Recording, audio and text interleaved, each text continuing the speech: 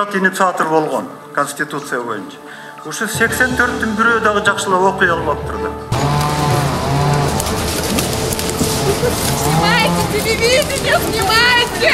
Өзгөртүү киргизип атканда баарыбыз шашып-пушуп, аңды-дөңдү карабай, эртерээк кабыл алгандын кесепети ушул. Все жители нашего района все против вырубки. Байкоочулардын артында кимдер турат? Байкоочулардын артында бай батыштын өлкөлөрүндө чайкоочулар турат да. Шоопурлар, жан сакчылар жана башкалар. Алардын мээзи жетпейт эл аралык нормаларга, эл аралык соттордо атаандашуулар менен соттошууга.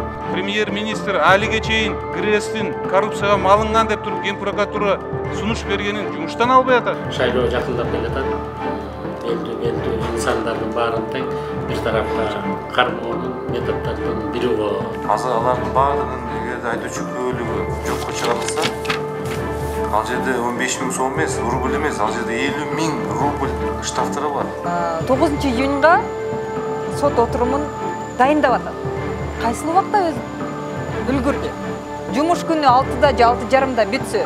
Эл аралык коомчулуктун алдында дагы, жарандык коомдун алдында дагы биздин бир топ аброюбузду кетирип коюшу мүмкүн. Орозонун башталышы менен сот иштери кошо башталды. Ыйык Рамазан айында жалган сүйлөгөнгө жана жала жапканга болбойт дешет молдолор. Соттор менен прокурорлор Алладан коркобу же артында тургандардан коркобу? Аны дагы аз күндө көрөбүз. Эфирде апта көрсөтүүсү. Студияда болот Абдыжапаров. Саламатсыздарбы? 5-июнь күнү Атамекен партиясынын лидери Өмүрбек Текебаевдин сот процесси башталат. Оппозиция лидери өзүнүн ак экендигин далилдей ала тургандыгын айтып келет. Бирок сот акыйкат болобу? Маселе ошондо. Акыркы маалыматтарда оппозиция лидеринин иши ачык каралары айтылууда. Демек кыргыз эли жала жаап жаткан Леонид Маевский дегенди жакындан көрө алышат. Эгер ал келе турган болсо, Өмүрбек Текебаевдин сот процессине кыргыз эли гана эмес, дүйнө коомчулугу назар салып турат. Кыргызстандын бийлигинин жүзү, соттордун ишмердүүлүгү жана мыйзамдын кандай иштеп жатканын эми даана көрүнгөнү калды. Рамазан айында жалган сүйлөгөнгө жана жала жапканга болбойт дешет молдолор. Демек Өмүрбек Текебаевдин ишин кароодо соттор жараткан Алладан коркобу же артында туруп алып көрсөтмө берген адамдардан коркобу? Ал дагы билинет. Өмүрбек Текебаевга козголгон кылмыш иши мыйзамсыз экендигин коомчулук жакшы билет. Болгону дагы баш мыйзамга каршы келген кылмыш иш экенин укук тармагын жакшы билгендер айтып келишүүдө. Бул тууралуу УКМК үн катпайт. Ошондой эле камакка алынган 3 айдан бери бир дагы далилдүү фактылар табылган жок. Мындан улам коомчулук саясий элита баш болуп, Текебаевга карата козголгон кылмыш иштери баштан аяк мыйзам бузуу менен өтүп келе жатканын белгилешет. Өмүрбек Черкешевич, это уже было с грубейшими нарушениями закона. Почему говорю с грубейшими нарушениями закона? То, что постановление о задержании лица обязательно объявляется в присутствии защитника. В присутствии защитника. Это императивная норма права, которая предусматривает Уголовно-процессуальный кодекс. Это не было соблюдено? Это абсолютно не было соблюдено, потому что, когда его задержали, мы уже все сторонники Өмүрбек Черкешевича находились в аэропорту. Ее даже не пустили, да, адвокаты? Нет, не пустили. Понимаете, мы там, когда узнали, что его уже забрали, как будто он прям самый первый террорист, не только в Кыргызстане, наверное, по всему миру, да, так людей, да, разыскиваемые особенно. Текебаевдин камалышынын өзү саясий тирешүүнүн апогейине жеткен учурга жана алдыдагы президенттик шайлоого аз убакыт калганга туура келиши көп нерсени каңкуулайт дегендер арбын. Не хватило 2 месяца, вели несколько лет, не хватило 2 месяца, еще будут продлевать. О чем это говорит? Это говорит о том, что здесь политическая составляющая есть, не юридическая, политическая. Вот и все. Не хотят человека выпустить, потому что боятся. Почему? Если бы это произошло бы хотя бы 1.5 года назад, и как-то можно было это понять.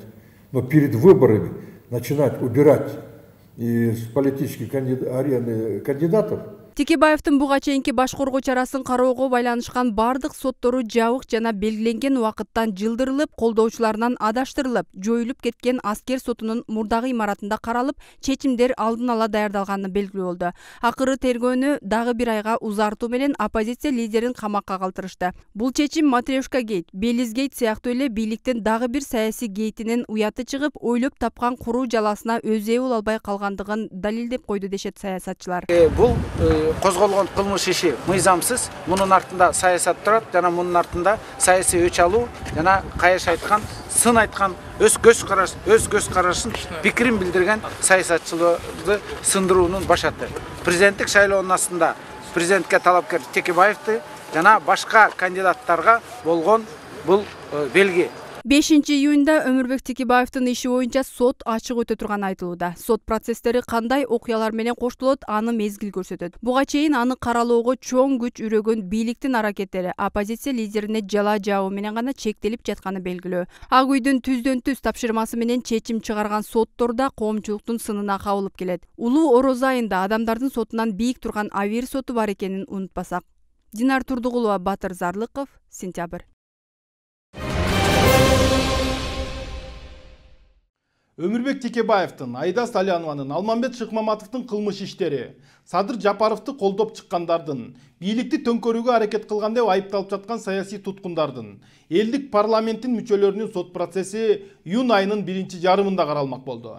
29 май күнү Айда Салянованын кылмыш ишин 1-май райондук соту карап, жактоочулардын өтүнүчү менен иш Ленин райондук сотуна өткөрүлүп берилди. Анткени Адилет министрлиги Ленин районунда жайгашкан.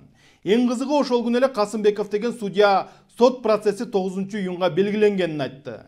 7 томдон турган кылмыш иши жаңы эле келип түшүп жатса, судья робот болсо дагы 2 сааттын ичинде окуп чыгып, датасын белгилей алмак эмес. Демек аны бирөө шаштырып жатат дейт Салянованын жактоочулары. 1-июнда каралган Садыр Жапаровду колдоп чыккандардын сотунда атасына куса болгон кичинекей наристе бардыгынын көзүнө жаш алдырды. Акыры аталабыйлаган наристеге темир тор артындагы атасын бир жыттап алганга мүмкүнчүлүк берилди. Кылмышчы козголгондор менен соттолгондор аз болуп жаткансып, апта ичинде Акылбек Жапаров менен Игорь Чудиновдун үстүнөн дагы кылмышчы козголду.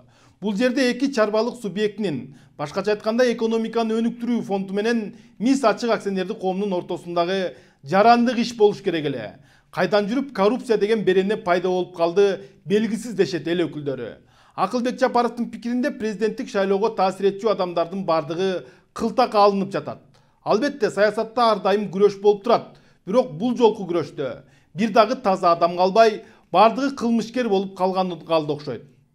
Июнь айы жалаң соттор менен өткөнү калды окшойт. Алгач эле Айда Салянованын ишин 1-май райондук соту 29 майда карамак. Адилет министрлигинин имараты Ленин районунда жайгашкандыктан жактоочулар ишти Ленин райондук соту карасын деген өтүнүч берген. Сот жактоочулардын өтүнүчүн канааттандыргандан бир нече саат өтпөй эле Ленин райондук сотунун судьясы процесс 9 июнда болот деген шашылыш чечим чыгарды. Саат 4-тө мындай чечимге келип атат.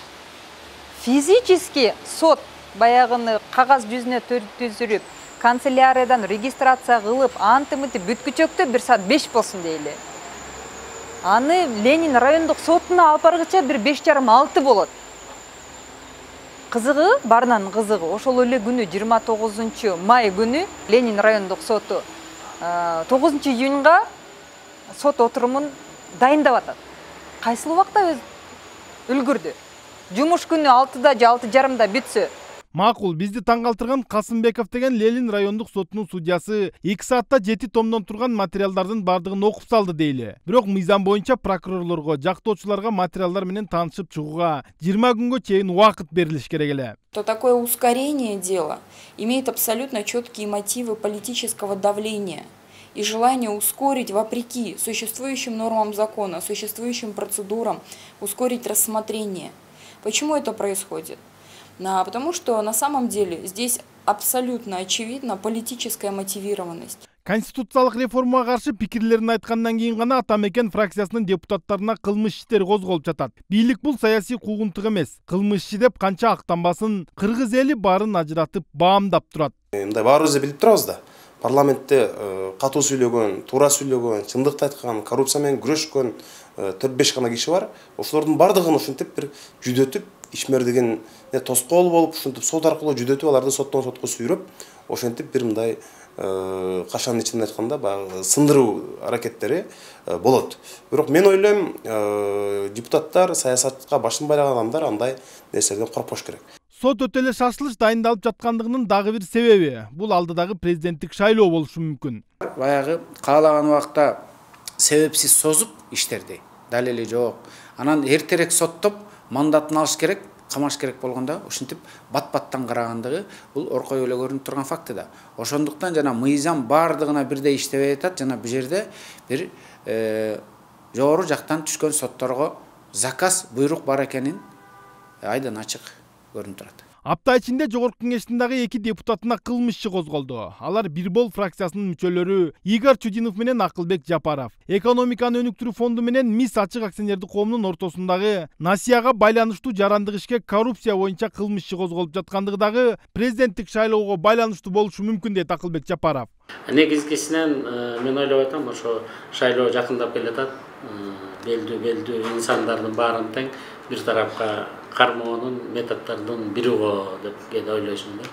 Бир бол Жогорку Кеңештеги эң ынтымактуу фракция деп айтылып келет. 2 депутатка кылмыш ишинин козголушу менен бул фракция коалициядан чыгам деп калса, президенттик шайлоонун алдында саясий кырдаал курчуп кетиши мүмкүн. Ушул күнгө чейин фракциябызда мындай бир чыр-чатак болуп көргөн эмес. Ар бир өзүбүздүн мүчөлөрүбүздү ошону менен бирге өзүбүздүн жетекчилери менен чогуу акылдашып алып, киребиз десек коалицияга кирип, кирбейбиз десек башында кирбей, ошондой болгон мындай чакан болсо дагы, бирок бирдиктүү бири-бирин колдой турган жакшынакай бир фракциябыз бар. Азырынча Бир бол фракциясынын лидери көпчүлүк коалициядан чыгабыз деп айтылат. Бирок депутаттык комиссия түзүп иликтеп чыгууну сунуштады. Кимдерди чакырабыз, ген прокурор бу кимди угуп биз тактап алсак, экинчи анан ушул 2 депутаттын үстүнөн иш козголду дегенде комиссия түзүп биз дайым ушундай иш козголгондо комиссия түзүп келатабыз. Бир дагы мындай болгон эмес, түзүлбөй калбаган. Ошон үчүн менин сунушум ушул комиссия түзүп ушул иштин Жогорку Кеңеште бир баа берип коюш керекпиз. Конституциялык реформаны алгач колдоп, аягында каршы чыгып президенттикке сын айткан үчүн фракция лидерлигинен алынган депутат Канатбек Исаевка экинчи айып тагылды. Биринчи кылмышчы Токмокто мэр болуп турганда базарды мыйзамсыз менчиктештирип берген деген болсо, экинчи иш жоголуп кетип кайра табылды. Ал жерде Канатбек Исаев Токмок шаардык китепканасын менчиктеп алган деп айыпталууда. Эл өкүлү 2 эпизод боюнча тең күнөөсүн моюнга алган жок. Депутаттар кайра эле комиссия түзө бербей, Канатбек Исаев, Игорь Чудинов, Акылбек Жапаровдун ишин бир комиссия карамай болду. Кааласаңыздар, кызыкчылык болсо келип комиссиянын отурумдарына толук ачсаңар болот, кандай иш алып баргандыгы боюнча.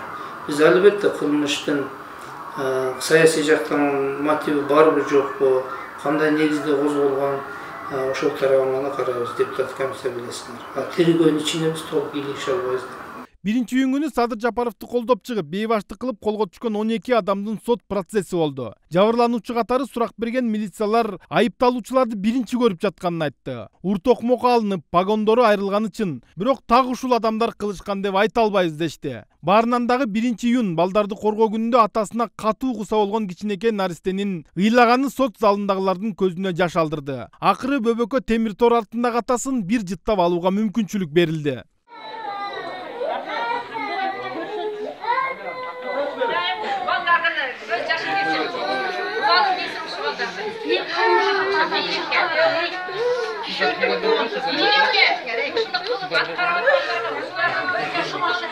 Кылмышчы тергелип бүтүп ушулайда сот процессин күтүп отургандардын катарында Бекболот Талгарбеков баштаган элдик парламенттин мүчөлөрү, ошондой эле мамлекеттик төңкөрүшкө даярданып жаткан деген айып тагылган саясий туткундар бар. Бийликти коргоп калуу үчүн болгон аракет жумшалып жатат. Үстөкө босток соттолгондордун бардыгы саясий мотивде. Акаевдин убагында дагы, Бакиевдин убагында дагы мынча адам саясий иш менен камакка алынып, туткунга айланган эмес дешет эксперттер. Болот Абдыжапаров, Ринат Элиманов, Сентябрь. Баш мыйзам кабыл алынып жатканда тергөө структураларынын ыйгарым укуктары такталбай калган. Конституциянын жаңы редакциясында башкы прокуратурадан тергөө окугу алынып салынган эле. Ал кылмыш ишин козгоп жана тергөөнү көзөмөлдөп гана турмак. Эми депутаттар конституциялык мыйзам менен башкы прокуратурага изин суутпай иликтөө иштерин берүүгө жандал баштап жатышат. Бул баш мыйзамга карама-каршы келет. Жогорку Кеңеште мыйзам кызуу талкууга алынып, депутаттар кызыл чеке болуп кете жаздады. Бир нече эл өкүлү бул мыйзам чийки болгондуктан артка кайтарууну сунуштады эле, көпчүлүк күчкө салып жатып өткөрүп кетишти. Ошентип каршы чыккандарды камап, шашып-бушуп кабыл алынган баш мыйзамдын тегерегиндеги талаш-тартыштар башталды. Эми көпкө чейин уланышы мүмкүн дейт депутат Алмамбет Шыкмаматов. 2016 жылы 9 жолу өзгөртүлгөн баш мыйзамда прокуратуранын ыйгарым укуктары так даана көрсөтүлгөн эмес. Мындан улам Конституциянын прокуратура боюнча айрым беренелерин тактап алалы иретинде кошумча алымча өзгөртүүлөрдү киргизип, Жогорку Кеңештин комитетинде кийин жалпы жыйынга сунушталып, ал чийик экендигине карабай экинчи окууда жактырылды. Жаңы өзгөртүүлөргө ылайык прокуратура кылмыш ишин козгоочу гана органга айланып калгандыктан, бул кызматка изин суутпай, иликтөө иштерин көзөмөлдөө милдети жүктөлүп жатат. Бирок бул нормалар баш мыйзамга каршы келери айтылды. Так айтып коюңуз, мына өткөндө комитетте айттыңыз эле. Бул туура болбой жатат депчи. Бүгүн туурабы же туура эмеспи? Экинчи статья боюнча. Биз бул тийиштүү госоргандар менен макулдашуу өткөрүп, бир чечимге келгенбиз экинчи беренеси боюнча. Өкмөттүн вице-премьери Жеңишбек Парпиевичтин айткан сөзүнө кичине капа болуп калдым. Өмүр бою милиция системасында иштеп, кылмыштын изин суутпай издөө маселесине келгенде биз макулдаштык деп айткан жообу райондун прокуроруна чейин баары текшерсин дегенге макул болдум дегенине мен түшүнбөй турам да. Анда прокуратура жөнүндө мыйзам бар. Ал жерде жазылган. Ушул ойырдыны башкы прокурор, ал чектеген адам, анан кийин областтык, эки шаардык прокурорлор жүргүзөт деген. Анда ал мыйзам четке кагылат да азырчы.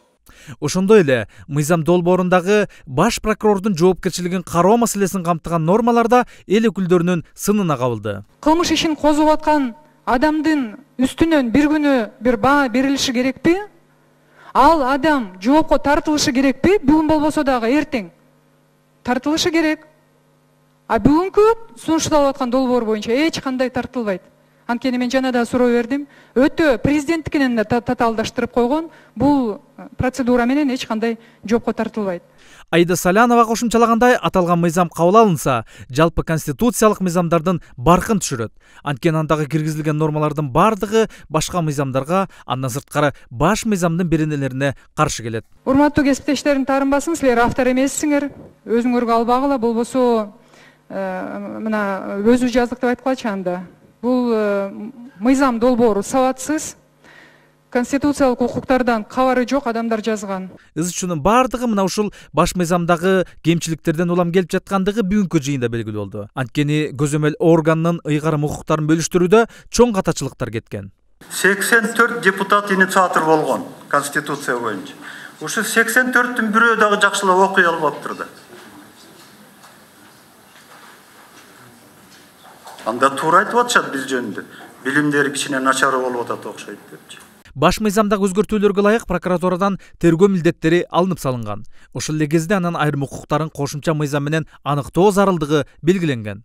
Андыктан парламенттеги тармактык комитет Конституцияда белгиленген прокуратуранын айрым ыйгарым укуктары жөнүндө мыйзамды талкууга койду. Депутат Мыктыбек Абдылдаев демилгечилерге мыйзамдын чийик экенин, ор койгон каталарын айтып, бирден көрсөтүп берди. Бул киши башкача кылып окуп берип атат. Жок, Муктабек Юсупович, мен бир аз туура эмес айтпаш керек да. Мен сизге содержаниясын айтып берип атам. Статья 1 деп турат. Окуп бербедимби? Мен темасын айтып атам. Мен содержаниясын айтып берип атам. Я же статью 1 деп обозначил. Не надо же тоже владеть заблуждением. Мен статья 1, уже статья 1-дин биринчи пункту деп окуп бербедим. Эми тартибинде чеги болот. Мен статья 1 деп ошону окуп берип атам. Бул киши башка статьяны окуп. Мен темасын айтып атам. Названиясын. Ой, кептин баары названияда да. Анан кийин эмне үчүн мындай жанталашмай вообще? Баарыңыздар окугула, эгерде кимде билим бар болсо. Муктабек Юсупович, сунушуңуз кандай? Аталышын кандай ал өзгөртүү? Аталышын оңдогула да. Кандай мыйзамдуулук боюнча депчи. Хорошо. Жана талашпай оңдобойсуңар вообще. Мен сизге пункт 1 окуп бердим, Муктабек Юсупович. Зачем пункт 1? Мен фамилиясын окуп атам да. Может, укпай калган чыгар, макул. Сиз менен макулбуз, Муктабек Юсупович. Конечно, макул болосуңар. Анткени менде все-таки силерге караганда тажрыйба көбүрөөк да. Силер күчкө салып эле өткөрүңөр келип атат. Андай болбойт да вообще. Мурдагы баш прокурор Мыктыбек Абдылдаев мыйзамдын ар бир беренесине токтолуп, каталарын бирден санап берди. Суроолорго жооп таба албаган демилгечилер ушинтип үйрөнөбүз деп ого бетер уят болушту. Мыктыбек Исимович, мен кечирим сурайм, бизден мечөлүштүк кетти, вооруженный силы. Биз азыр редакциялык өзгөртүп коебуз, эски кетип калыптыр. Жок, мен ошону сурап атам деп. Рахмат, биз ошону байкабай калыптык, азыр комитет менен өзгөртөбүз. Силер баарын эле байкабай калыптырсыңар. Ушинтип үйрөнөбүз да, Мыктыбек Исимович, насаат берип турсаңыз. Насаат берген чарчайт экен да киши. Насаатты уккан кишилерге айтат, бир эле жолу айтат. Анан күнүгө эле айта бербейт да насааттычы. Чоң кызматта отурасыздар баарыңыздар тең. Менден көп айлык аласыздар. Көптөгөн талаш тартыштардан улам депутаттар мыйзам долбоорун кайрадан артка жылдыруу сунушун беришти. Бирок мыйзам долбоору каталарына карабай көпчүлүк депутаттардын колдоосу менен комитет талкуусунан өтүп кетти. Бул мыйзамдын мындай жетишпеген жактарынын баардыгы конституцияны өзгөртүү киргизип атканда баарыбыз шашып пушуп аңды дөңдү карабай эртерээк кабыл алгандын кесепети ушул. Мына мен ойлойм, бул жерде эң чоң ролду ушул болуп аткан Кашага күнөөлүү Анарбек Касымович жеке өзү. Ошо Анарбек Касымович ошондо чуркап жүрүп, буту күйгөн тооктой болуп. Ошондо ушунун баарын эгерде эске алганда, азыр бул проблема болбойт болчу. Конституционный закон бул айрым закондордон жогору турат. Ошо должностных лиц. Ушул нерсе вакуум азыр, нерегулируемый отношения болуп калды. Эми ошону конституцияны өзгөртүү киргизип атканда ушунун баарын эске алыш керек эле да. Конституциялык мыйзамда прокуратура кимдерге кылмыш ишин козгой алат жана кайсы учурда деген маселелер камтылган. Бирок долбоор конституциялык мыйзам деп аталганы менен конституцияда өзүнчө статусу жок кызматкерлердин кирип калгандыгына кызыккан депутаттар демилгечилерге суроолорун узатты. Кимге кандай иш козгойт деп ошол эле башкы прокурорго биз укук берип атабыз, туурабы? Туура. Эми эмне себептен аппараттар кошулуп атат? Мен ошо түшүнбөй атам. Руководитель аппарата президента, жогорку кеңеш и правительство. Алар эмне конституциялык мындай кызматкерлерби? Ооба, кызматкер, бирок протокол конституция аталган атайын мыйзам менен чектелген кызматкер эмес да булар. Айтып атам го, анда депутаттардын консультантына кошуп кое берели, өтө берет да. Ушундай болуп атат да. Колубузда турганда кошуп кое берели. Ал болбогон сөз, андай кылбаш керек. Ошондуктан биз четтен чыкпашыбыз керек деген оюмда. Депутат Мыктыбек Абдылдаев мыйзам долбоорунун көптөгөн кемчиликтерин жүйө келтирип, кайрадан экинчи окууга кайтаруу сунушун берди. Жакшылап баарын иреттеп, мына ушул авторлор менен мен да отуруп, баарын сапаттуу жасап туруп анан сиздерге алып келели. Жок, чын айтканда добушка коюп бериңиздер, ал жерде бир 2 редакциялык мүнөздөмө. Рахмат, аталган мыйзам долбоору экинчи окууда добуш берүүгө жөнөтүлөт. Ошентип аталган мыйзам көптөгөн депутаттардын колдоосу менен экинчи окууда жактырылды. Президенттик шайлоо 15 октябрда болот. Бул тууралуу парламент чечим чыгара электе президент жарыялап салды. 2 күндөн кийин гана жогорку кеңеш Алмазбек Атамбаев айткан сөздү мыйзамдаштырып беришти. Башында президенттик шайлоо 19 ноябрда болот деп айтылган. Алмазбек Атамбаев Европага барганда дагы Путин менен жолукканда дагы шайлоо 19 ноябрда болот деп айткан эле. Бирок бул дата туура эмес коюлганын абакта жаткан Өмүрбек Текебаев жактоочулар аркылуу айттырды. 2005 жылдагы 2010 жылдагы саясий окуялардан кийин өлкөнү кайрадан мыйзам талаасына алып келген Өмүрбек Текебаев эгер президенттик шайлоо 19 ноябрда болсо, анда Кыргызстан кайра мыйзам талаасынан чыгып кетерин айтты. Анткени 1 декабрда Алмазбек Атамбаев бийликти тапшырып бербесе, мыйзам жагынан алганда бийликти күч менен кармап отурууга барабар болуп калат экен.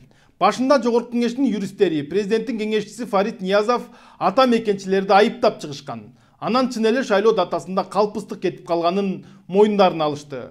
Ошентип президенттик шайлоо 19 ноябрда эмес, 15 октябрда болмок болду. Бирок бул жолку президенттик шайлоодо көз карандысыз байкоочулардын колу буту тушалып калат экен. Жогорку кеңеш жаңы кабыл алган мыйзамга ылайык көз карандысыз байкоочулар мурдагыдай шайлоо участкаларын кыдыра алышпайт экен. Кайсы жерде катталса, ошол жерде жылбай отурууга милдеттүү. Шайлоо процессинде мыйзам бузууларды байкаса дагы көз карандысыз байкоочулардын сотко кайрылууга укугу жок болот экен. Бул биринчи кезекте демократиянын баалуулуктарына карама каршы келет. Экинчи кезекте шайлоонун таза өтүшүнө күмөн жаратат дейт жарандык активисттер. Президенттик шайлоо 19 ноябрда болот деп туяктуудан тайгалбай баары дүрбөп турган учурда 19 ноябрда шайлоо өткөрүү болбостугун абакта жаткан Өмүрбек Текебаев эске салды. Биринчи эле тур менен өтсө, анда 19 ноябрда өткөн шайлоодон кийин президент 41 күн дагы өзүнүн мөөнөтүн аткарып калат.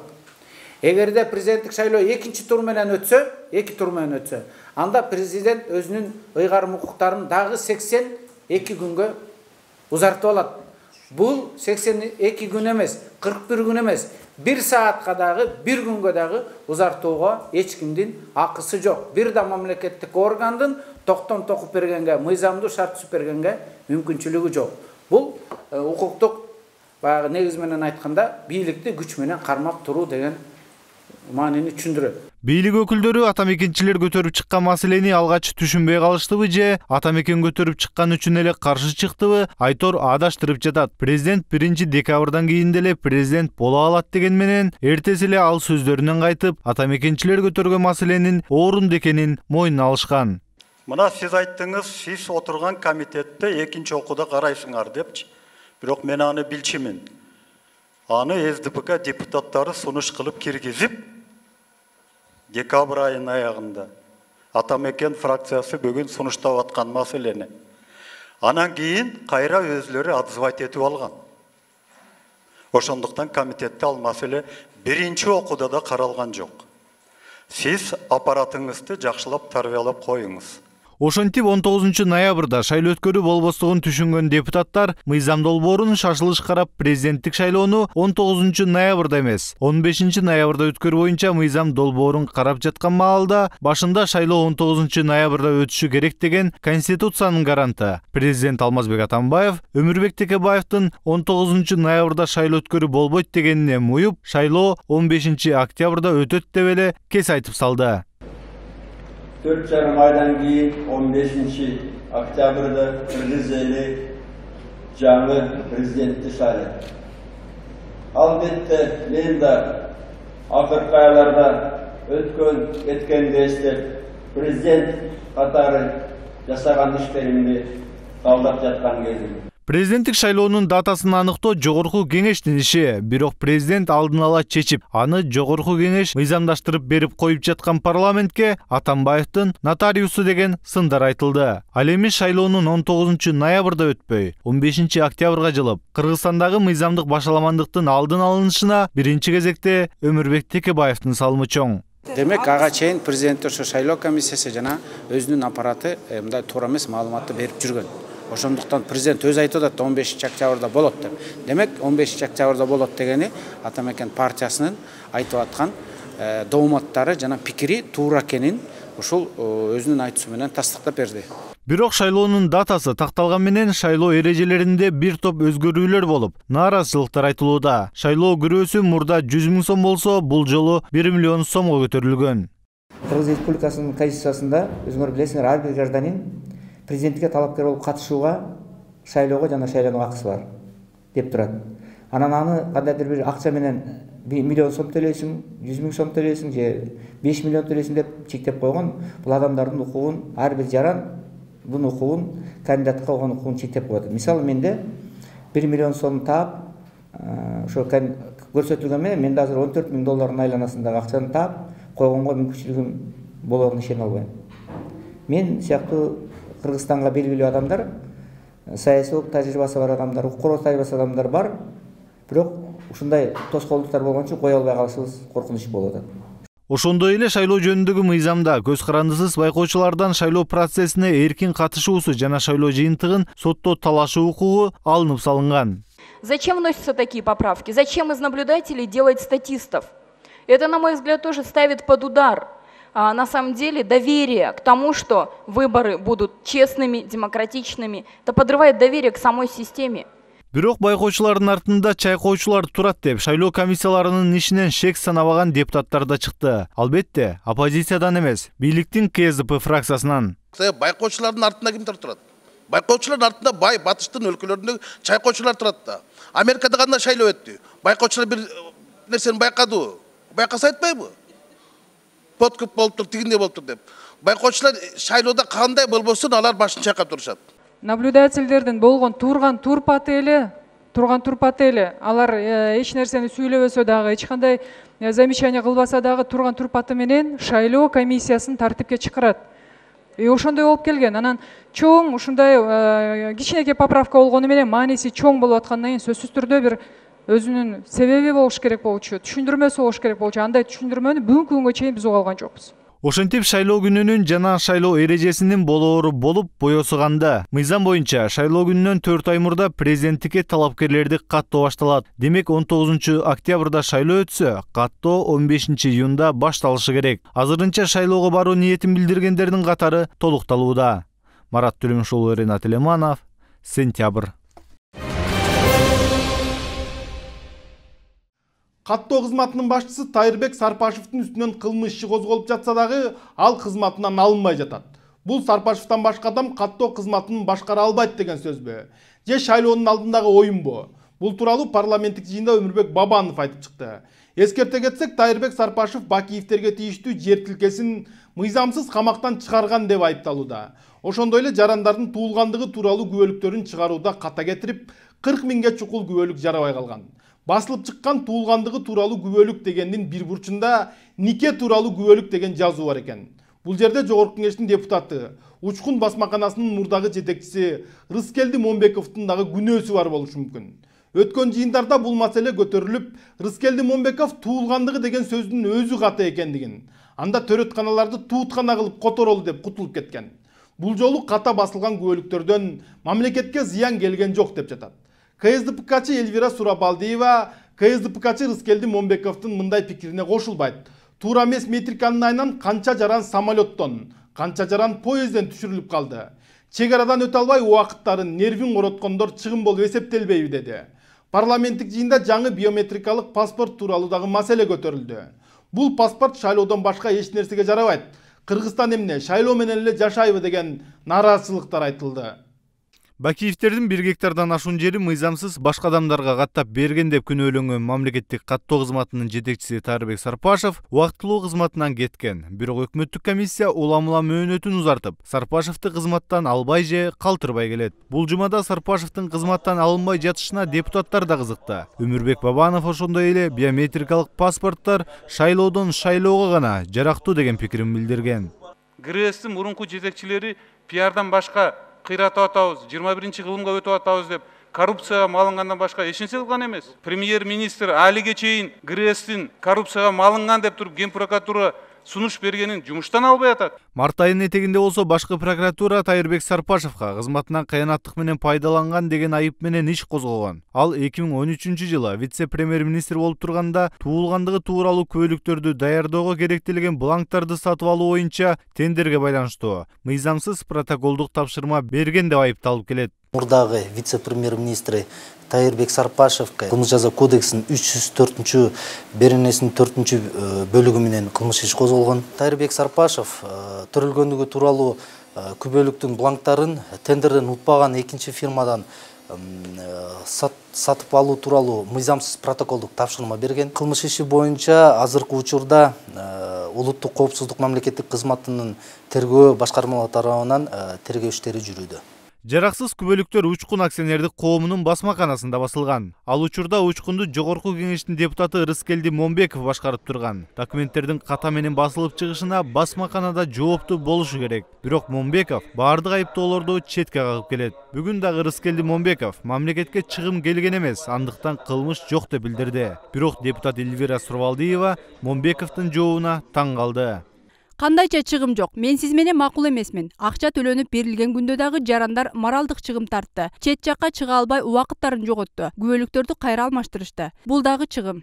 Эльвира Сурабалдиевага жооп кылган Момбеков баары бир укук коргоо органдары эч нерсе таба албасын айтат. Моралдык чыгым келди деген менен макулмун, бирок материалдык чыгым жок. Ошондуктан Тайырбек Сарпашевга козголгон кылмыш ишинин келечеги жок. Анткени биз кантип мамлекетке чыгым келтиргенибизди таба алышпайт. Биз чыгымды калыбына келтирдик да.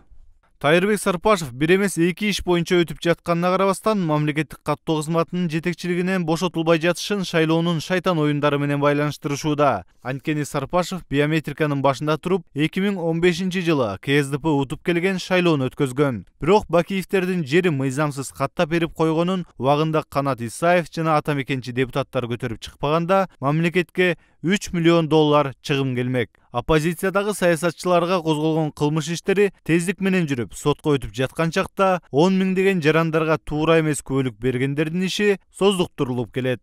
Марат Төлөмүшұлы, Ринат Элеманов, Сентябрь.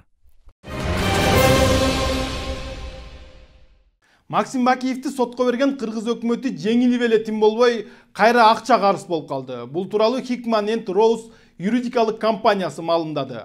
Социалдык фонддон жана өнүктүрүү фонддон 26 миллион доллар уурдап, Кыргызстандын экономикасына зыян келтирген деген арыз менен кыргыз өкмөтү Англиянын жогорку сотуна кайрылган.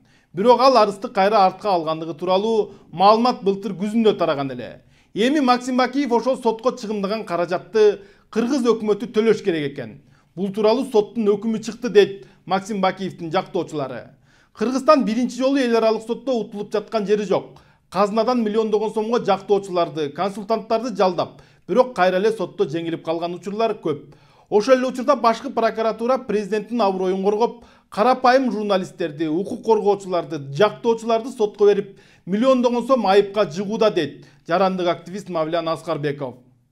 Кыргызстандын өкмөтү Максим Бакиев 2 өкмөттүк фонддон 26 миллион доллар алып, өлкөнүн экономикасына зыян келтирген деген арыз менен Улуу Британиянын сотуна кайрылган. Бирок далилдердин аздыгынанбы же биздин юристтердин алсыздыгыбы, же дагы башка себептерденби былтыр сентябрь айында кыргыз өкмөтү кайрадан доо арызды кайтарып алгандыгы тууралуу маалымат тараган. Эми Англиянын жогорку соту ошол сот процессинде Максим Бакиев чыгымдаган каражатты кыргыз өкмөтү төлөсүн деген өкүм чыгарды.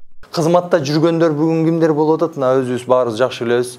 Шоопурлар, жан сакчылар жана башкалар. Алардын мээзи жетпейт эл аралык нормаларга, эл аралык соттордо атаандашуулар менен соттошууга.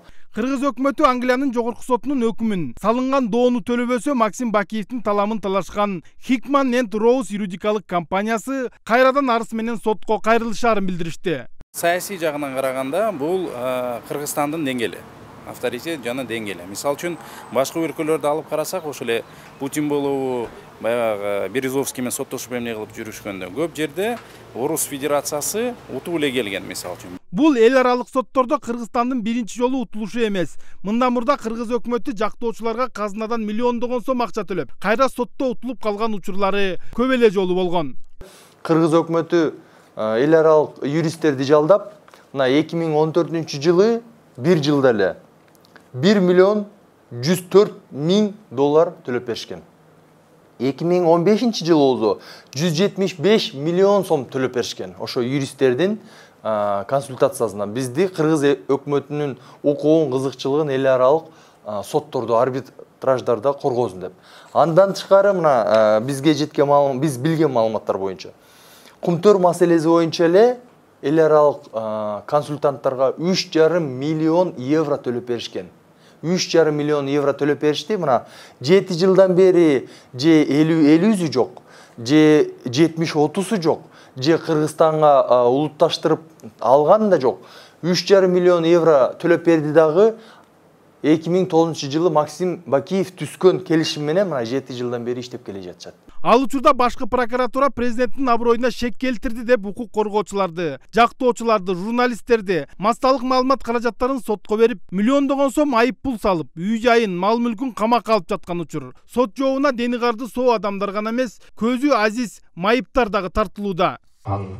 Мен азыркы күндө мына госрегистрден мага чалып айтышты, сен үйүң арестке коюлуп тур деп. Мен ушуну дагы түшүнбөй калдым. Бул экономический иш болбосо Дастан Бекешевка жалган жала жапкансың деп иш козгогон. Президентке ыр жаздың деп, сенин ырыңда регионализм бар деп, аяктан чолпон эже айткан 4-чү статьяга чейиш баштап, экспертиза өткөрүп, регионализм деп чыгарган. Үйдө баатыр, жоодо жок дейт. Эгер биздин бийлик, президент, ошо Бекешев окшогон депутаттар ошончо эле кыйын болсо, ошончо эле билимдүү болсо, ошончо эле соттошкусу келип атса, Максим Бакиев менен соттошпойбу? Карапайым элди, ичинде жүргөн укук коргоочуларды, майыптарды, маалымат каражаттарды сотко берип, утуп жатышат да. Мына кайдагы акыйкаттык, кайда калыстык? Ошондуктан өз элин кордогончо, ушу эл аралык аренада кыргыз элини карызга батырбай, ошо сотторду утуп чыкса, кыргыз эли дагы алар менен сыймыктанат эле да. Улуу Британиянын жогорку соту чыгарган өкүм тууралуу кыргыз өкмөтү эч кандай комментарий бере элек. Кылдан кынтык тапкан КТРК дагы бул тууралуу маалымат таратпайт. Болот Абдыжапаров, Ринат Элеманов, Сентябрь. Дача сууда болгон кырсык кыргыз эли кыйын күндө биригерин далилдеди. Жабыр тарткандарга жардам катары 102 миллион сом элден чогулду. Бирок ошол акча кандай бөлүндү? Коомчулукту кызыктырган суроо ушул. Өзгөчө кырдаалдар министрлигинен акча алган адамдардын тизмесин сурай берип чарчаган Супер KG порталы акыры сотко кайрылды. Бирок сот арызды кароодон баш тартты. Өзгөчө кырдаалдар министрлигинин жаап жашырып жатканы жана соттун арызды карабай койгону көптөгөн күмөн ойлорду жаратууда. Жүктүн ээси азыркыга чейин табыла элек. Учактын ээси болсо көз жумгандар менен жабыркагандарга жарытарлык жардам берген жок. Эгер эл берген жардам жабыркагандарга жеткени ачык көргөзүлсө, коомчулук дагы жардам бергенге умтулмак. Андай болбогондуктан аюу айылында болгон кырсыкта коомчулук мурдагыдай активдүүлүгүн көргөзбөй койду. Дача суу айылындагы кырсык 39 адамдын жанын кыйып, аялдарды жесир, балдарды жетим калтырды. Капарсыз уктап жатып үзүлүп кете бергендердин жакындары элден жардам алды, бирок өкмөттөн жардам алган жок. Президент болом, элди бакчумун деген өкмөт башчысы Сооронбай Жээнбеков дача суулуктарды көчүрүүгө жер жок деди. Дача суудан чыгып атышпайбы? Жер бери ошону пайдаланып, аларга бере турган ачык айтыш менен жерибиз жок азыр. Кайерден беребиз? Жер жок, көчүргөн каражат жок аларга. Biz ошол дача суудагы айбай кырсыкта ошодон жапа чеккен. Ошодо кырсыктан баягы өлгөндөргө, ошонун туугандарына, балдарына жана материалдык чыгымдар келди да көбүнө. Ошону гана толтуруп беребиз. Калганын биз жана көчүрүш боюнча маселени чече албайбыз. Муну ачык айтышым керек. Дача сууга кулаган учак сырдуу учак экени алгачкы күндөн тарта эле белгилүү болгон. Учактагы жүк кимге таандык экени али күнгө чейин билине элек. 39 адамдын башын жуткан жүктүн ээсин табам деген Өмүрбек Текебаев азыр камакта жатат. Биздин чиновниктер Стамбулга өтүп кетип аткан самолет эле десе, түрктөр айтып атат, силерге бир жолу эмес, 52 жолу груз алып келген бизде. 100 тоннадан алып келсе 5000 тонна груз келип атат. 80 тонна телефондон, ар бир телефондон $100 пайда көрсө, 25 миллион доллар бир рейстен пайда көрүп атат бирөө. Эгер контрабанда боло турган чын болсо. 50 рейстен миллиард жакын доллар пайда көрүп отурат. Ошон үчүн бизге казактар менен орустар ишенбей атат. Евразеске киргениңер менен ушундай чорный драңар бар. Сухопутный жол менен, авиа жол менен бизге ушундай контрабандаларды киргизип атасыңар деп ачык айтпаганыбыз менен президентибиздин бетине тар жолгуларды айтып атат. Билбесеңер билип коюшубуз керек. Эмне деген груз? Элдин убалына калган. Эми үчүн өкмөт жашырат, жаап жашырат. Артында ким турат? 16 январда Дача суу айылында болгон учак кырсыгы өкмөттүн чабалдыгын көргөзсө, кыргыз элинин ынтымагын көргөздү. Кыска аралыкта миллиондогон акчалар которулуп, туш тараптан жардам колун сунгандар арбыды. Өзгөчө кырдаалдар министрлигинин атайын эсебине түшкөн каражат 102 миллион сомго жеткенде, ал жабыркагандарга таратылып берилип, бирок канчадан кимге берилгени айтылган жок. Акча которгондордун тизмеси да жарыяланбай, бул коомчулукта шек жаратты. Которулган акчанын дайынын сурай берип чарчаган Супер KG сайты элдин акчасынын эсебин бербеген өзгөчө кырдаалдар министрлигин сотко берди. Өзгөчө кырдаалдар министрлиги элден чогулган акча ошол 102 миллиондон ашты деди. Ошол сумма акча биз сураганбыз, ошол сумманы жабырлануучуларга кандай, биринчи сурообуз ошо жабырлануучуларга канча сомдон бөлүндү. Ошону сураганбыз, сурап келгенбиз, бүгүнгө чейин сурай беребиз дагы деле. Ошол сумманы кайсыл организация, кайсы жеке адам которду, бирок биз бир нече жолу сурадык ошол тактыкты, бирок эч кандай жооп албадык. Жылдыруу эле болду, көбүнчө ошондой болду. Анан ооз эки түрүндө көп ирет кайрылдык, жазуу түрүндө да кайрылдык. Эч кандай жооп болбогондуктан, анан кийин ушул сумманы ачыктабай жаткандыктан министрликте сотко берүүнү туура көрдүк. Өзгөчө кырдаалдар министрлигине биздин телеканалдагы март айынан бери акча которгондордун тизмесин берүүнү сурап кайрылып келет. Бирок ана беребиз, мына беребиз деген бойдон дайын жок. Тизмени качан ачыктайсыңар деп кайрылганыбызда, бул жолу да 1-2 жуманын ичинде ачыктайбыз дешти. Бирок Супер KG сайтынын сотко берүүсү түрткү болдубу, эртеси тизмени жарыя кылышты. Себеп башында деген толук эсеп бүтө элек болчу да. Бир апрелдин аягында бүттү, билесиздер, апрелдин айыбы майдын аягында болуп калды. Эсеп орто жолдо бүтүп, кайра ачылып, кечирээк жабылды. Анан кийин жабылгандан кийин биз ошол май айында бермекпиз маалыматты. Бир аз ошол убакыт созулуп калды. Ар кандай башка иш-чара болуп калат да, бул экинчи планга чыгып калды да. Эл берген акчасы дача сулуктарга жеттиби же орто жолдон бирөөлөр жеп кеттиби ачык көрүшү керек. Өзгөчө кырдаалдар министрлиги үчүн деле ал тизмени ашыктап коюу татаал эмес. Бирок канча айдан бери тилемизип бирок тизмени бербей жатканы, чогулган акчалар максатсыз пайдаланып, орто жолдон кимдир бирөөлөр кайгыдан акча жасаган деген шек жаратат дейт активист Мавлян Аскарбеков. Эл билиш керек, кимге жардам берди. Бул элдин акчасы, бул бийликтин акчасы эмес. Бийликтин акчасын жаап жашырса ал бийликтин иши. А бул элдин акчасы. Ошондуктан элге так отчет бериш керек. Чын эле дача сулуктарга акча бөлүндү, жана кимге канча бөлүндү. Эгер бирөө коркуп атса, ал акчадан баш тартып деле койсо болот.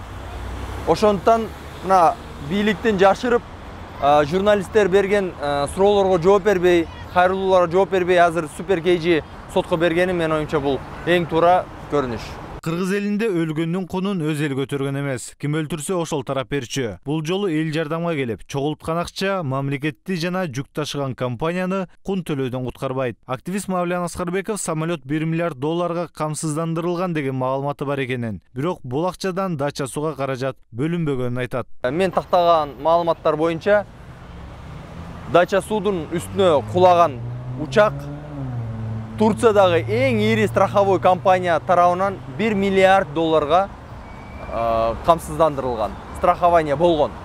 Мына ошол $1 миллиард бүгүн учактын ичиндеги жүктү жана дача суудагы кырсыктан кайтыш болгон адамдардын бардыгынын моралдык жана материалдык чыгымын жаба турган акча. Мына тилекке каршы бийлик ошол $1 миллиард камсыз болгонун элге айтпай жаап жашырып келе жатышат. Бийлик эмнегедир дача сууда жабыркагандарга канча акчадан бергенин коопсуздук менен байланыштырып жашырып келет. Ошондой эле учак канча акчага камсыздандырылган? Учактагы жүк кимдики? Ээси жок жүк болобу деген суроолор көп.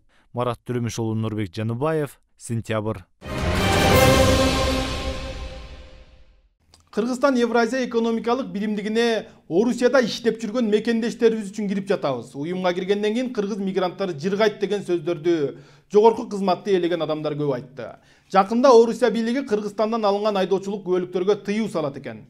Анда Россиянын шаарларында таксист, шофер болуп жүргөн мекендештерибиз эмне болот? Бул маселени Өнүгүү Прогресс фракциясынын лидери Бакыт Төрөбаев көтөрүп чыкты. Россия жакында кабыл алабыз деп жаткан бул мыйзам долбоору ЭАЭПке кирген өлкөлөрдүн ортосундагы келишимге туура келбейт. Эгер Россиядагы айдоочулар жумушсуз кала турган болсо, бул Кыргызстандын экономикасына, кыргыз элинин социалдык абалына дагы таасирин тийгизет. Ага жол бербеш үчүн Өнүгүү Прогресс фракциясы Россиянын мамлекеттик думасына кат жолдоп, мыйзам долбоорун кабыл алууда 7 өлчөп бир кесүүнү өтүнүштү. Ушул жуманын соңунда Өнүгүү Прогресс фракциясы өзүнүн отурумунда тышкы миграция маселесин талкуулады. Анда Россияда иштеп жаткан мекендештерибизден жылына $2 миллиард каражат өлкөгө келип турары айтылып, бул ички дүң продукциянын 30%-ын түзүп жаткандыгы маалымдалды. Бирок мекендештерибиз өз өлкөсүнө келип жатканда чек арада бир топ кыйынчылыктарга туш болуп жаткандыгын эл өкүлдөрү айтышты. Кыргыздар Кыргызстанга келгенде проблема болуп атат. Россияга барганда эмес, Россияны жөн эле коелук. Ага биз кирише албайбыз. Кыргыз жарандары, мигранттар Кыргызстанга келип, биздин кыргыз пограничниктер кыйнайт келгенде, кайра кетип атканда кайрадан кыйнап атат да. Ошону айтып атам мен. Бул боюнча мен дагы бул жолу мага кайрылуулар, даттануулар болгон эмес. Бирок ошол эле кезде биз билебиз, азыркы учурда дүйнөдөгү болуп аткан коркунучтардын негизинде ар бир жаранды 2 мүнөттөн ашык текшербеш керек документтерди. Байкуш биздин кыргыз жараныбыз Россияда иштеп, өзүнүн ата энесине келеткан Байкуш биздин кыргызыбыз келип аэропортко. Биздин кыргыз чегарачы жакшы маанайда кабыл алат деп ой менен түшөт. Ал жерде чегарачы көзүнөн көрүнүп турат. Кантип ушул кыргыз Байкуштан мен 1000 сом алам деп турат жүзү. Сизге эч ким кайрылбайт алар, сизге даттанбайт. Бул жерде депутаттын суроосу ошол мамиле дегенди өзгөртүш керек. Жылына өлкөдө чет өлкөлүк жарандар үчүн 14 миңден ашуун адамга квота бөлүнөт. Бирок өлкөдө иштеп жаткан чет өлкөлүк жарандардын саны бир кыйла көп дешет депутаттар. Ал эми аларды көзөмөлдөгөн органдар тийиштүү иштерди жүргүзбөй жаткандыгын айтышты. Ушул жерде коррупция бар. Уруксат бергенде ушул ар бир жарандан $1000 пара алышат. Десем, кээ бир депутаттар ишенген эмес. Мына бул жерде далилденип чыгып атат да, өз негизичи мынакей. Анан эми чынын айтканда Кыргызстан боюнча азыр мен айтып кетем, 100 миң, 150 миң, керек болсо 200 миң адамга чейин азыр мүмкүндө Кыргызстанда иштеп жүргөн чет элдик жарандар бар да. Туурабы? Бул эсеби жок, муну эч ким эсептей албайт атабыз мунучу. Бирок алар иштеп атат да мүмкүндөчү. Алар легалдуу эмес иштеп атат да мындайчачы. Ушунун баардыгын биз карашыбыз керек да. Өткөн жылы эле Кыргызстандын аймагына 4 миллиондон ашуун адам кирген экен. Эгер эсепте келгенде күнүнө 11 миңден ашуун адам. Тагыраак айтканда ар бир 7 секунда сайын чек арадан бирден адам өтүп турат дегенди түшүндүрөт. Bir saatte 472 adam. 1 minutada 8 adam. Her bir 7 sekunddan bir adam kirip atat Kırgızstan'a. Biz turistik ray bolup ketmedik mi anda? Bir jaran $100 kaltırsa bu 414 milyon so'm düşmek öyle bir günde. Sen ne de otasın malumatlardan? Sen Kurt Kumursk'a uçup gelgenlerdi barın ayıp otasın aradı. Köpülöktörde ayıp otasın resettim. Беретинде чегара кызматына. Жоқ, чегара кызматы емес, сиз мага берип атасыз муну. Мен берип атам, чегара кызматына тайын. Тезисы к выступлению заместителя председателя комитета. Мен айтканым. Ал эми чыкканда, мына кирген ар бир 7,5 секундта бир адам кирип атат, чыкканда ар бир 7 секунд бир адам чыгып атат. Кайсы переходтон өткөрүп атасың ар бир секундта? Тынбай. 365 күн. Фракциянын отурумунда ошондой эле Россия Федерациясы өз аймагында Кыргызстандын улуттук айдоо күбөлүгүн колдонууга тыюу салгандыгы айтылды. Орусияда чет элдик айдоочулук күбөлүк менен иштөөгө чектөө киргизүү боюнча мыйзам 2013 жылы кабыл алынып, мыйзамдын ишке кирүү мөөнөтү 2017 жылдын 1-июнуна чейин бир нече жолу узартылган. Орусиянын 92 федералдык мыйзамына ылайык чет элдик айдоочулук күбөлүк менен коомдук транспортто иштөө жана жеке ишкердик кылууга тыюу салынат. Чет элдик айдоочулук күбөлүк менен адамдарды ишке алган жумуш берүүчүлөргө 50 миң рублга чейин айыппул каралган. Өнүгүү прогресс фракциясынын лидери Бакыт Төрөбаев Россиянын мындай мыйзамы ЕАЭПтин интеграциялык саясатынын талабына жооп бербейт деди. Ал жерде өтө чоң проблема келет. Элестердин баардыгы биздин жарандарыбыз негизинен таксиде иштейт жана оор жүк ташуучу автоунааларда иштешет. Азыр алардын баардыгын эгерде айдоочу күбөлүгү жокко чыгарылса, ал жерде 15 миң сом эмес, рубль эмес, ал жерде 50 миң рубль штрафтары бар. 50 миң рубль штрафтары бар.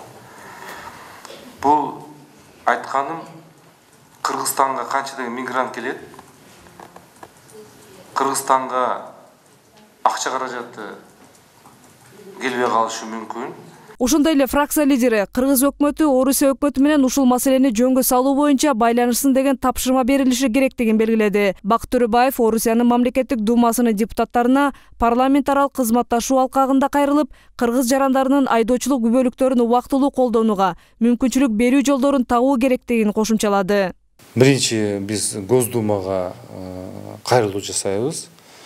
Мына биз ЕАЭПтин алкагында биздин мамлекеттеги берилип аткан айдоочу күбөлүктөр ушу жарактуу болсун деп кайрылуу жасайбыз. Эми чындыгын айтканда биз ЕАЭПке киргенден кийин кандай бир ушул биздин ортодогу эки мамлекеттин мамилебиз жакшынакай бири-бирибизге урматтоо сый менен кайсы бир жаңы мыйзамдар киргизилсе дагы бизге бир жеңилдиктер болуш керек деген ойдобуз. Ошондуктан бул жерде өтө оор чүндүү маселе турат. Ал жерден эгерде бул мыйзам толугу менен иштеп калса, анда биздин мигранттар кайра Кыргызстанга келиши мүмкүн, бул жумушсуздукту кайра орнотуп турат. Андан кийин акча каражаттардын которулушу да азайганда белги болот. Андагы бир жагдай бул биздин жарандарыбыздын кыйынчылыгы, бул эгерде күбөлүгү алмашпаса, анда 50 миң штраф төлөнүш керек экен. Эгер аны төлөбөй калса, анда кайра тизмеге кирип калып, кайра тизмеден кирип калса, анда биздин жарандарыбыз депортация болуп калат да. Ошого биздин Өнүгүү прогресс партиянын фракциянын чечими боюнча биз тез арада өкмөт бул маселени чечиш керек деп биз чечим бердик. Ушул маселени ЕАЭСтин комиссиясына жөнөтүп, ЕАЭСтин комиссиясы карап чыгып, биздин жарандарга кандай бир мыйзам аркылуу жеңилдиктерди бериш керек деп эсептейм. Орусияда чет элдик айдоочуларга чектөө жолдо коопсуздукту сактоо максатында киргизилип жаткандыгы айтылууда. Орусиянын мамлекеттик автоинспекциясынын былтыр чет элдик айдоочулар 1 миллиондон ашуун жолу жолдо жүрүү эрежеси бузулгандыгын маалымдаган. Ошондой эле өлкөдө жалданып иштеген чет элдик айдоочулардын саны 100 000 болсо, анын 70 000-и улуттук айдоочулук күбөлүк менен иштери аныкталган. Изач Шугуралиева, Талгат Алтынбаев, Сентябрь.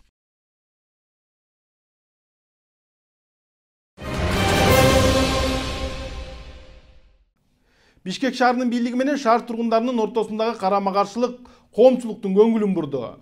Бардыгы кыйылып жаткан бак дарактардан улам болду.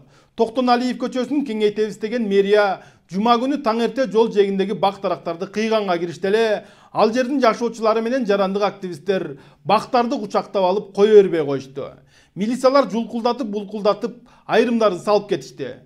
Кечке жук Бишкек шаарынын мэри милицияга телефон чалып койгон экен, дароо камалгандарды чыгарышты.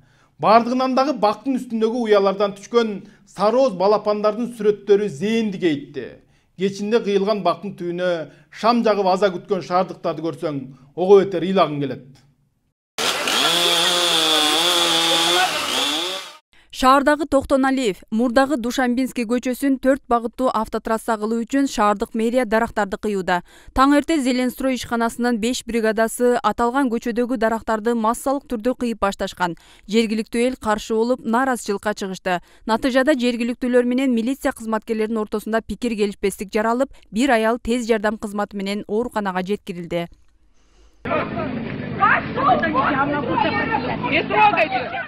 Зеленстрой өкүлүнүн айтымында бул көчөдөгү 143 даана даракты кыюу боюнча мэриянын чечими чыккан. Анткени ал түштүк магистралдан Кулатов көчөсүнө чейин 15 метр аралыкта кеңейтилмекчи.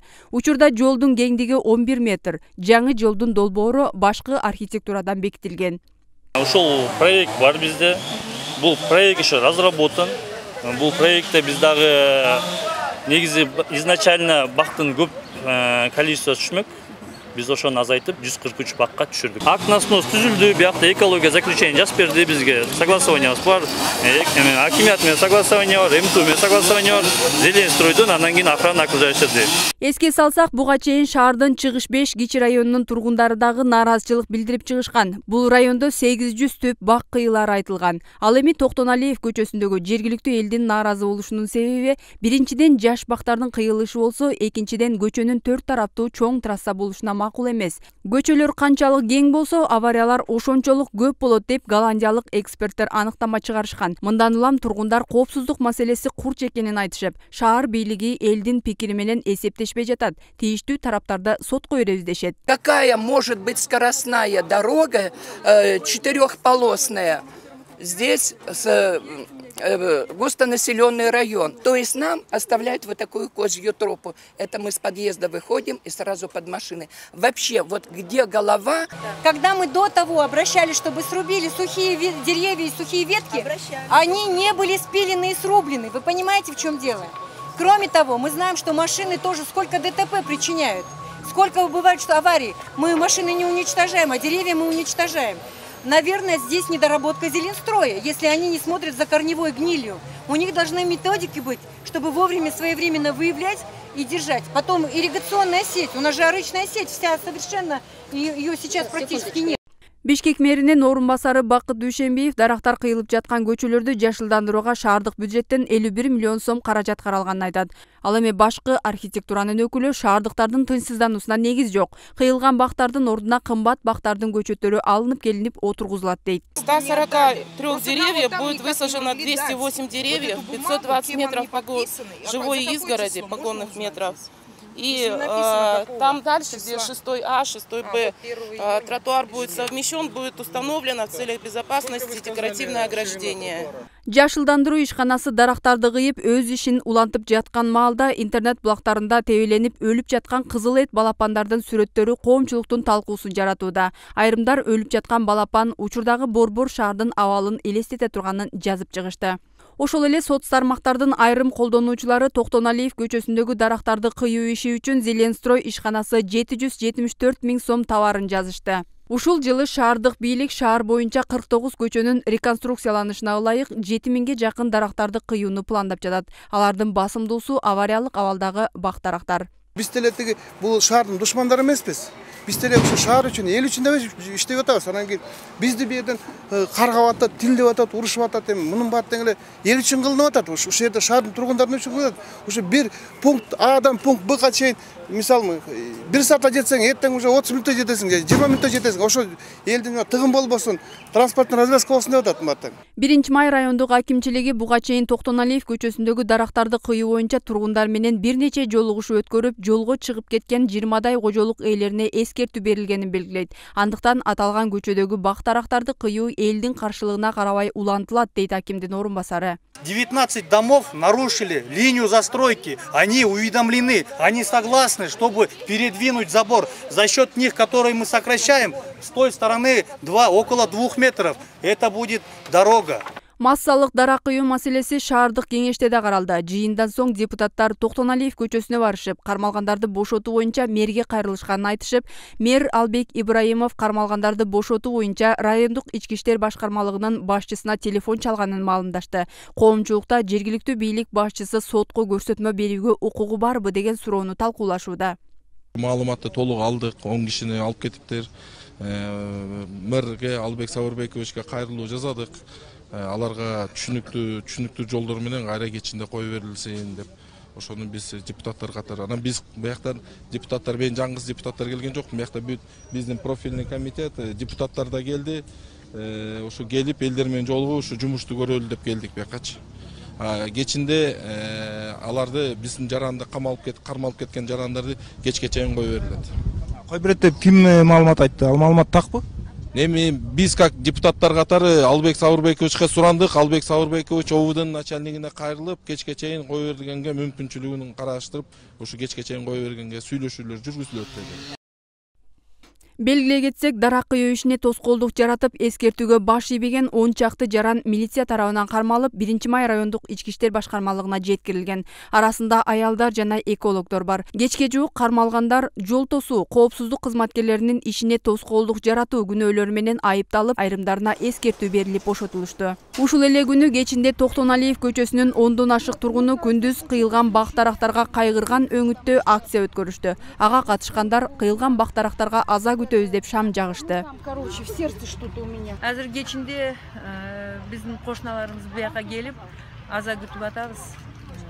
Жашыл жаш бактарды кыйып, кайра көчөт отургузуу менен акча өнүп калуу амалдары көздөлүп жатат деп шектенгендер да жок эмес. Мэриянын 51 миллион сомго көчөт сатып алуу планы белгилүү болгон соң Кыргызстандын Токой чарба агенттиги бар беле деген дагы суроо жаралды. Бишкек шаарын 7 жылдан бери социал-демократтардын өкүлдөрү башкарып келет. Иса Өмүркулов, Кубанычбек Кулматов, Албек Ибраимов башкарган 7 жыл бою Кытай грантынын эсебинен жолдор оңдолууда. Бирок шаардын тешик жолдору айдоочулардын наразычылыгын жараткан. Социал-демократтар партиясынын 3 мэри башкарган 7 жылда жашыл шаар аталган Бишкектин кунары кетип, күндөн күнгө кумсарууда дешет шаардыктар. Динар Турдугулова, Талант Жапаров, Сентябрь. Апта ичиндеги маанилүү жаңылыктар мына ушулар болду. Азыр кесиптешим аба ырайы менен тааныштырат. Эфир аркылуу келерки аптада жолукканга чейин саламатта болуңуздар. Саламатсыздарбы, эртең 4-июнга болжолдонгон аба ырайы менен мен Татты Орозбаева тааныштырам. 4-июнда түнкүсүн жаан-чачын күтүлбөй, түштүк-чыгыштан соккон шамалдын ылдамдыгы 2,7 метр секундасына жетет. Ал эми азыр эртеңки күндүн аба ырайы менен таанышып алыңыздар. Баткен облусунда түнкүсүн 14-18 градуска чейин жылуу болуп, күндүз 22-27 градуска чейин жогору болуп, жаан жаашы ыктымал. Ош облусунда түнкүсүн 17-19 градуска чейин жылып, ал эми күндүзү 24-26 градуска чейин жогору болот.